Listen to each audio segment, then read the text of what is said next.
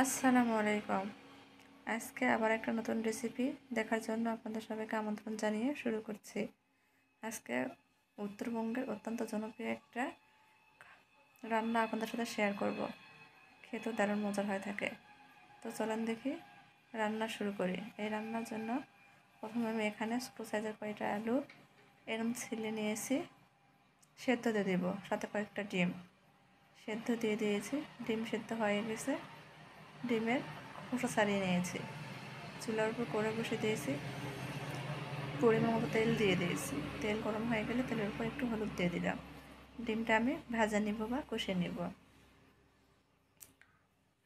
আপনাদের কাছে অনুরোধ, যারা ভিডিও দেখবেন ভিডিওর শুরুতে একটা লাইক দিয়ে পুরো ভিডিও দেখানোর চেষ্টা করবেন। চাইলে আপনাদের পরিবারের সাথে শেয়ার করতে পারেন।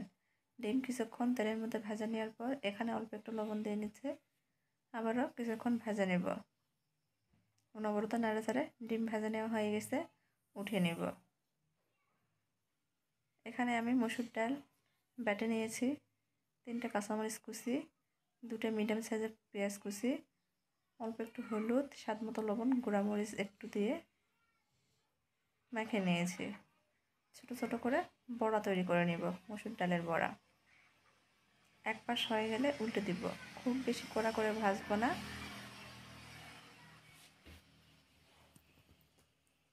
হয়ে গেছে, উল্টে দিব। উল্টে পাল্টে ভেজে নেওয়া হয়ে গেছে। চুলার উপর কড়া বসে দিয়েছি, অল্প পরিমাণে তেল দিব।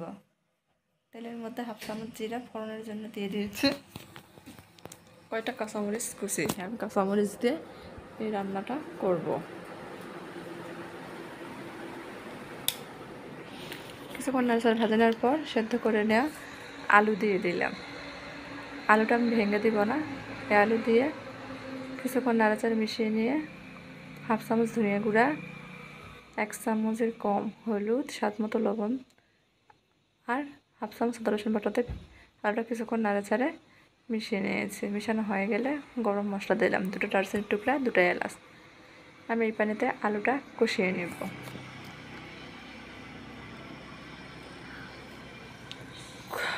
অল্প করে পানি দিয়েছিলাম, কষানো হয়ে গেছে। আবার অল্প পরিমাণে পানি দিয়ে দিলাম। এই পানিতে আলু ভালোভাবে কষিয়ে নেব। যেহেতু সেদ্ধ আলু সেদ্ধ করাই আছে, শুধুমাত্র মশলার সাথে ভালোভাবে কষিয়ে নিচ্ছি। কষানো হয়ে গেলে ডিম দিয়ে দিলাম। ডিমের সাথে ভালোভাবে কিছুক্ষণ কষিয়ে নেওয়ার জন্য আলু ডিমের সাথে কষিয়ে নেব।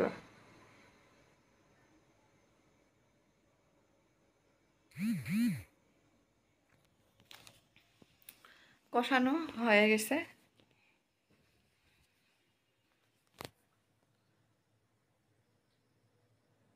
অল্প একটু পানি মানে ঝোলের জন্য পানি দিয়ে দিচ্ছি। ঝোলটা একটু পাতলা করে রান্না করব।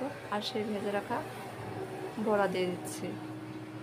গ্রাম অঞ্চলে এটা একটা জনপ্রিয় খাবার, বিশেষ করে উত্তরবঙ্গে গ্রাম অঞ্চলে এই রান্নাটা বেশ জনপ্রিয়। সেই রেসিপি শেয়ার করলাম। ঝোলের বলক চলে আসছে, নাড়াচাড়ে মিশিয়ে নিচ্ছে। এইভাবে রান্না করে দেখতে পারেন, পরিবারের সবাই অনেক মজা করে খাবে। আজকের রেসিপি ভালো লাগলে ভিডিওটি